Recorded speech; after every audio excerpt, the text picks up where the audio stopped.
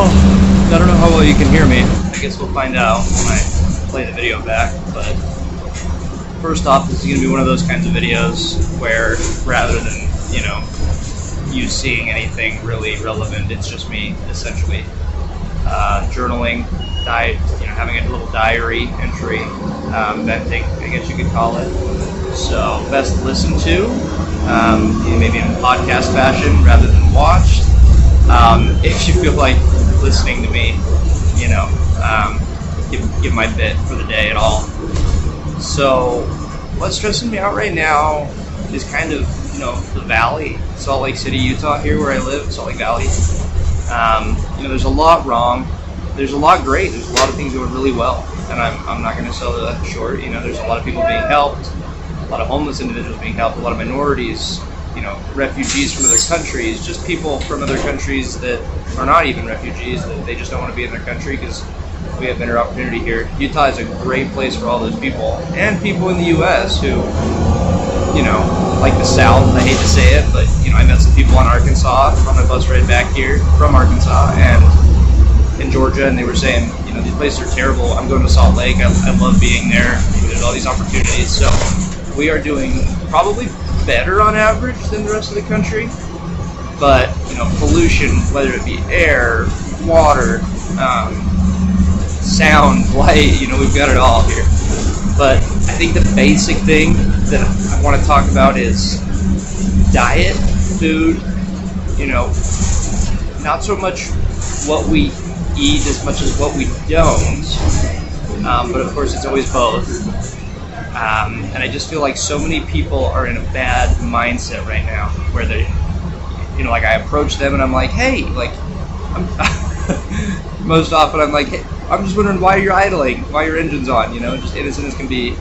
And rather than take me literally and be like, oh, I'm just in my car enjoying the air conditioning, or I'm leaving in like a minute here, so I just didn't want to turn my engine off, or, just pleasantly saying, I just feel like I like being in my car when it's on. I don't know. They don't give me a reason. Usually they're just like, none of your business.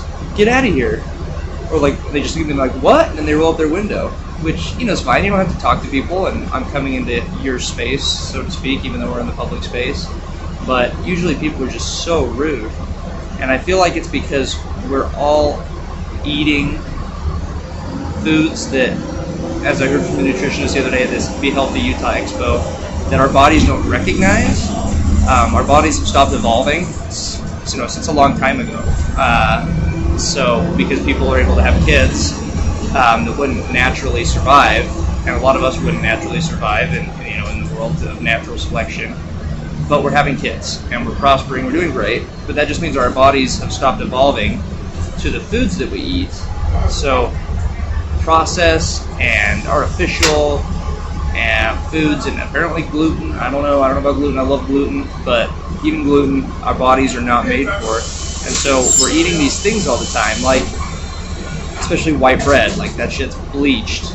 And just if you could think of like a Reese's peanut butter cup, there's like wax, and there's all these other chemicals, and sugar, refined sugar, is bleached, and it's totally chemicalized. And so our bodies don't recognize these things, and it puts us in like a high alert. And so like maybe kind of like something's wrong, and so when something's wrong, we're kind of in a fight or flight mode.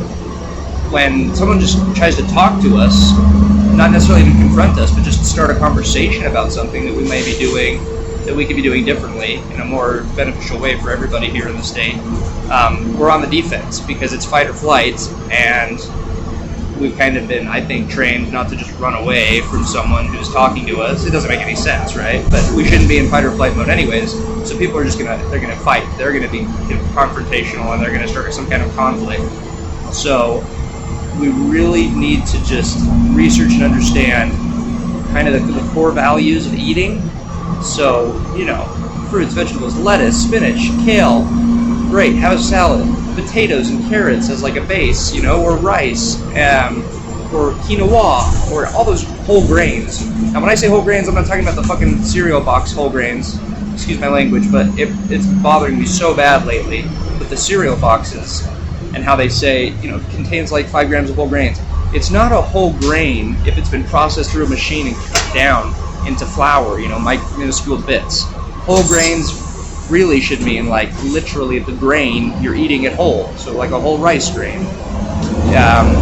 There's like barley, there's technically wheat nuts, stuff like that. And then there's beans, whole beans, whole peas, whole, beets. You can get all your macros from fruits and vegetables.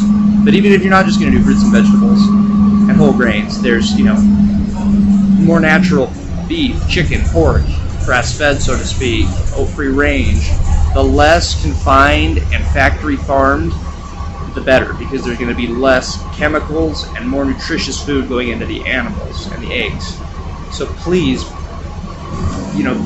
we have to start with the basics, and our food situation is in a bad way. I don't know how much anybody watching this knows about it, but it's kind of a crisis. It's a part of the climate crisis, but it's its own huge thing. So what you buy matters, what you put into your body matters. So look into it. Organic even. And I hate organic, the word. It has such a stigma here for some reason. I grew up with it just being for hippies, but it really matters for the food systems that we have and our soil health and such. You can look into it. But that's kind of what's stressing me out lately. There's my bit for the day. Thanks for watching.